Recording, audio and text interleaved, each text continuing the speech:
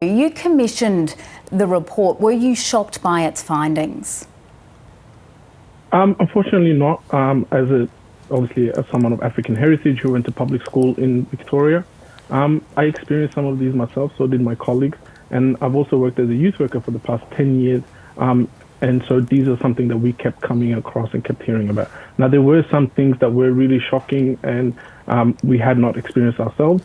And that was the continued use of the N-word in textbooks and in education. And it comes up. And what students actually had an issue with was not that the word, we acknowledge the existence of the word or that's in the curriculum, but it was actually focused a lot more on the fact that there was no education, no introduction at the beginning, contextualization of what the word means, the harm of the word, that even though it's coming up in the textbooks, it's not a common word and it's not appropriate to use. And in some cases, students were forced when reading out loud by teachers to actually say the full word, which they were very uncomfortable with. And so it's being used in textbooks. Did students tell you that they themselves had been called this word when they were responding to your survey? No, we didn't ask that specific question, but I know it was reported today in another article related to this, that this does happen, and the commentary of slavery and being slaves is something that's been coming up even on social media with young people. And that's something, slurs that have been used against young people in schools, in our public education system. How would a slur like that impact a student in a school environment? It tells them that they're different, it tells them they're outsiders, it tells them they're not welcome, and then it continues. It's happening on social media. We're all well aware of it. We're well aware of that. But now it's actually following them into the schools and happening in the classrooms. And you can imagine the impact that has on you. And then everything else that's happening around with social media compounds upon that. Now, school is where students are supposed to be the safest. It's where students are supposed to be educated and nurtured. And in many cases, using myself as an example, teachers have a lasting impact on us. I still remember conversations I had with teachers, the support that they provided for me many, many years ago when I left education. And that stays with you. And so do the negatives when it doesn't go well. And so just take us through what your study found about racism by teachers and by principals.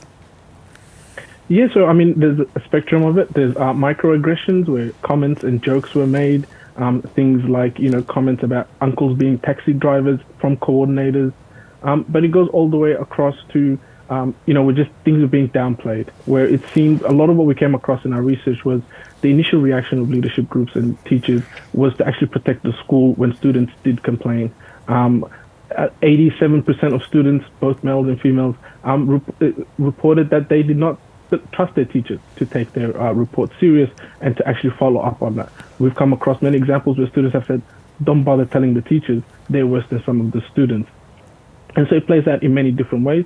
And that continues into society where you're regularly being told, you're not a part of this country, you're not welcome, you are different. And when it's happening in the classroom, it has a much deeper and lasting impact, even more severe than obviously on social media and media broadly. What reaction have you had to your study and its findings from education authorities so far? From education authorities, not so much. The report only came out this morning, but I'm sure there will be a follow-up. But I already know that the Ethnic Community Council of Victoria has sort of supported and endorsed some of the recommendations that we've made, and they've also stated that this lines up with a lot of the body of work they've done. I've been inundated today, and also has our social media platform and our website with community members, not just in Victoria, but across Australia, that have shared their stories, have said, this is something I lived with for so long, I haven't seen anyone speaking about it, and there are so many more stories coming up forward. But, I do want to mention there are a lot of schools that do a lot of great work, many principals that we've worked with. A great example is, for example, a mentorship program that we're currently running specifically for students of African heritage at the University High School. And that's been well supported by the school. We've had mentors coming in, working closely with students.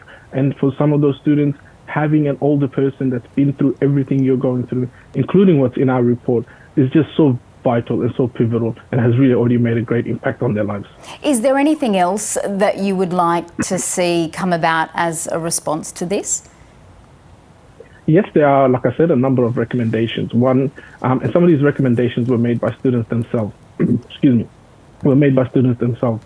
And they included a co-development along with community members and students of African heritage for the Department of Education around training to be delivered in all schools to exactly around this kind of not just blatant racism, but unconscious biases and microaggressions, and also for a dedicated channel within the Department of Education to record, document, investigate, but also have the authority to take action on these kind of issues, as well as an increased awareness and education for parents and students around the mechanisms for complaints escalation beyond just your local school.